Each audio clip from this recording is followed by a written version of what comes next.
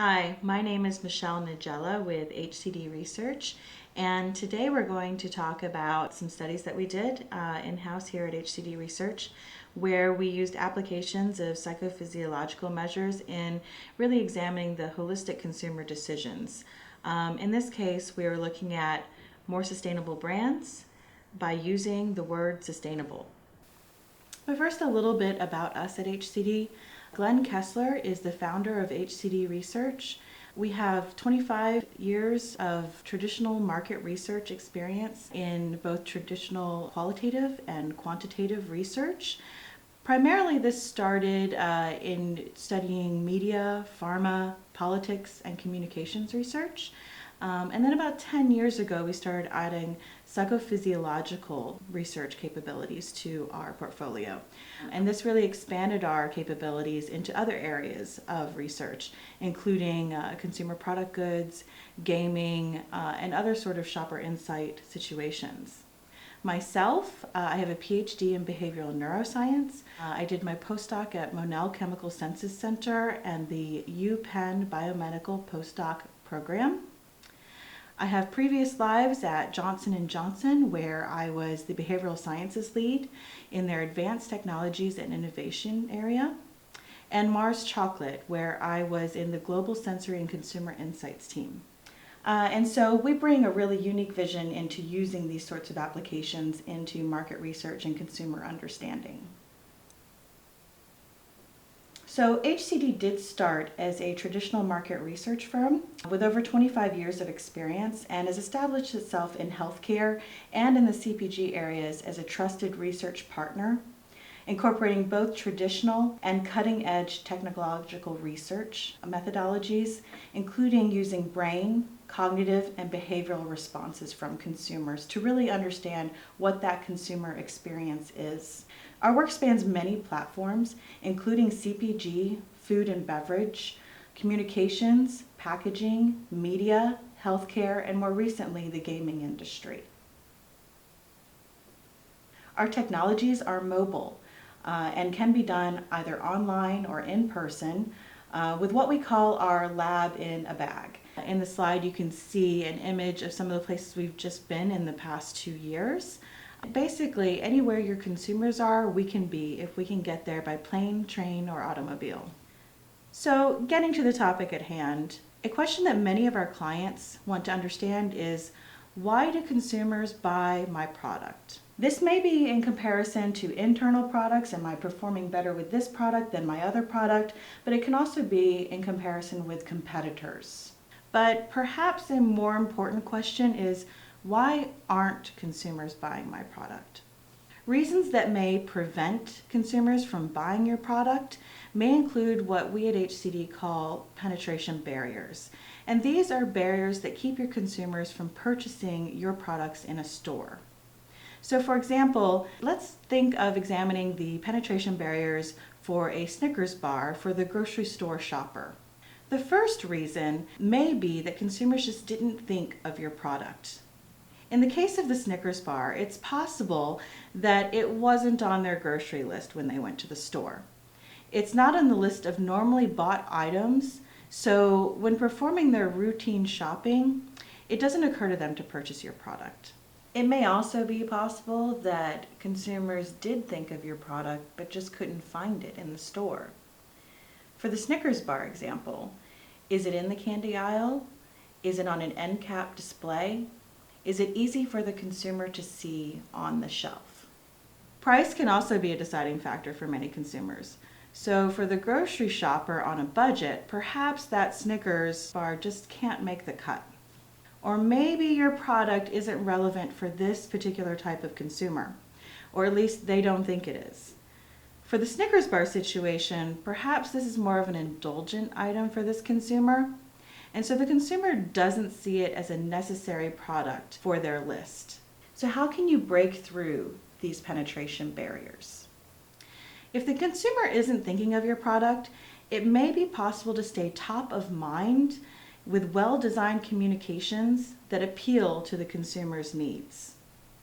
If they can't find your product, better packaging design or display layouts may better reach your consumer. Now, if price is a factor, perhaps a better understanding of how to appeal to your consumer's budget is in order.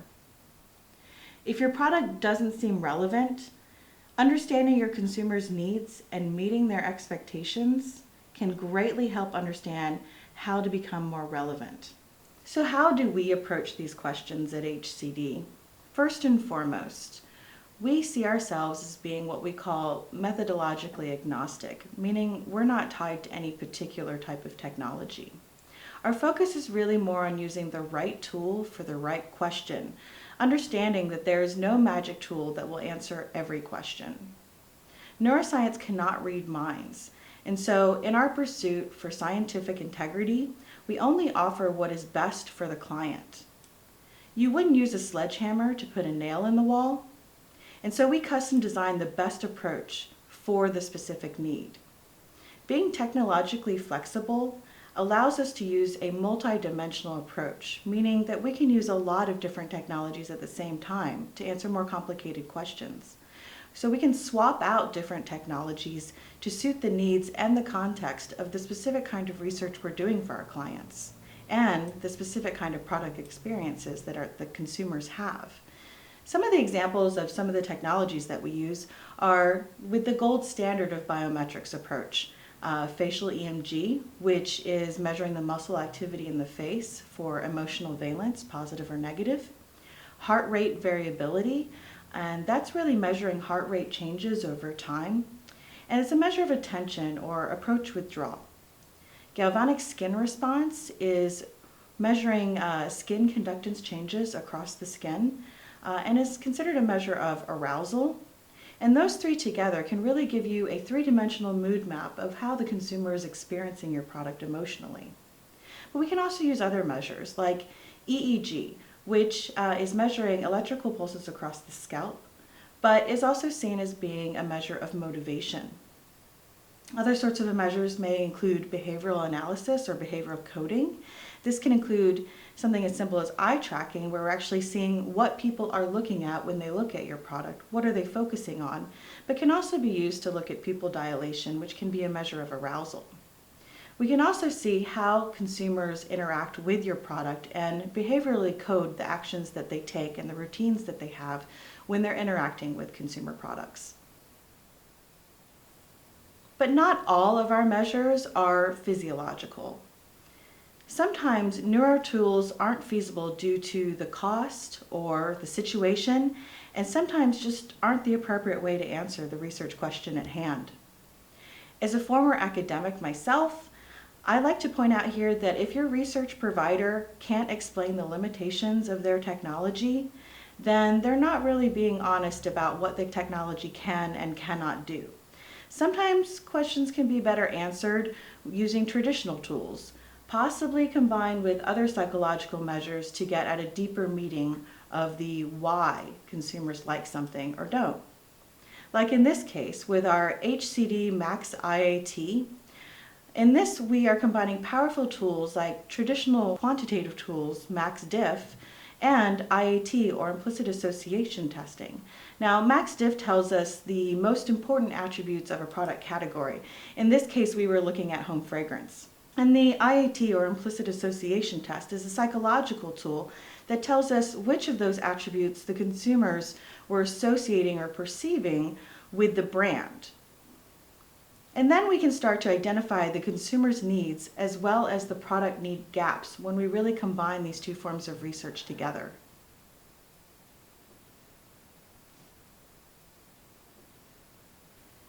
Now, when it comes to packaging, having this sort of knowledge from something like a Max IAT can be very powerful when interpreting neuro or physiological results from a packaging study.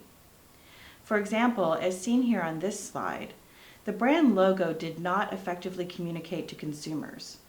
It just didn't attract much visual attention, and when it did, the impact was very low, and it elicited very little attention and engagement with the consumer.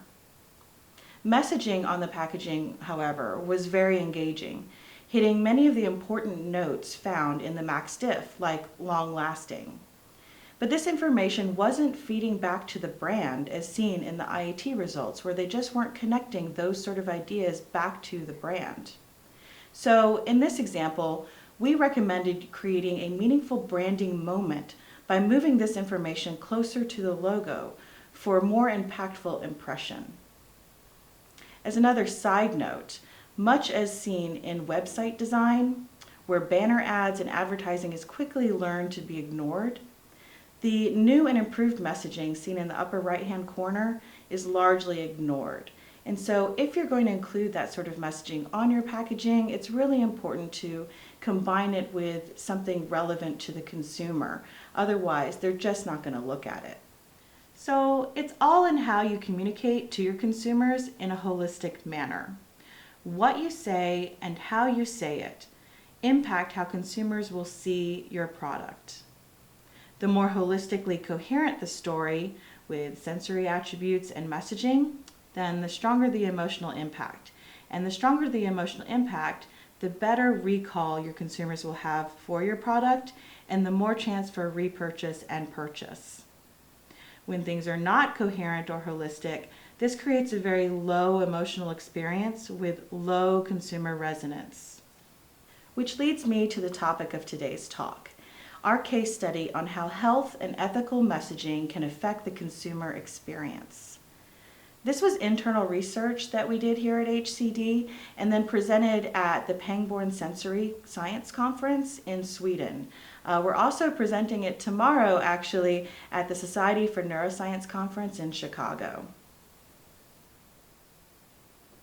Ethical buzzwords like organic, sustainable, and non-GMO have become increasingly popular in consumer products today. Consumer demand for such products is rising rapidly. Health and environmentally conscious consumers are driving sales of products, yet it is unknown how much of an impact such claims have on consumer perception, both of products and of companies. Using a combination of psychophysiological measures, traditional quantitative questionnaires, and conjoint analysis, we aim to better understand the consumer's experience when exposed to these types of claims. On this slide, we have images of the stimuli that were used in the current study. It was images of yogurt products that we made up ourselves with either dietary or ethical messaging. The control product was plain yogurt. The dietary category was either low calorie or low fat. The ethical category could be either non-GMO, organic, or sustainable. And then there was a combination group. And in that group, it combined both the ethical messaging and the dietary messaging. So for example, you might have organic, low-fat yogurt. The procedure itself included administering a demographic questionnaire up front when the consumer came in. The participant was then exposed to the stimulus while measuring eye tracking, heart rate variability, galvanic skin response, and facial EMG for 10 seconds. And then they were given a product questionnaire. So the results. Organic won out in the questionnaire. Organic labeling did increase consumers' perception of taste. It elevated the consumer's perception of the company and also increased the consumer's willingness to pay a higher price for the product. Physiological research shows that while people's impressions of the ethically labeled products were more positive, negative emotional measures increased significantly. Why might that happen? Well, it may be that ethical wording is confusing to consumers. They know that organic is a good thing, but they may not know what exactly organic means. When low fat and organic were combined together, however, this significantly decreased negative emotion, suggesting a synergistic effect of these two ideas on consumer perception. The physiological research showed also that participants' attention increased significantly for the ethical messaging, even more so when you had the combination of low fat and organic together. So why would this happen? The type of messaging was possibly more engaging and emotional to the consumer, driving their attention to focus more on the product. So this was also creating a synergistic effect of these two ideas on the consumer's perception of the product as a whole. So what is the overall takeaway from this study? Well, ethical labeling is very effective at communicating with consumers the ideas of perceptions of taste, expectations of the company, as well as pricing. But the ethical terms themselves may be confusing to consumers, driving both negative emotions and engagement. Knowing that real estate on packaging is very valuable and that this space is also very limited, it's important to really nail this first explicit communication that you're having with your consumer on your packaging. So getting back to understanding the reason behind consumers' decisions, it's ultimately up to you to decide and design the best communication for your product. Knowing that a holistic emotional story is going to be most impactful for your consumer, we can help better understand and create that with you. Thank you so much for listening today. Feel free to contact either of us anytime with any questions that you have about this study, or tweet with us at HCD Neuroscience, where we keep you up to date on the latest neuroscience news as well as our own research here at HCD.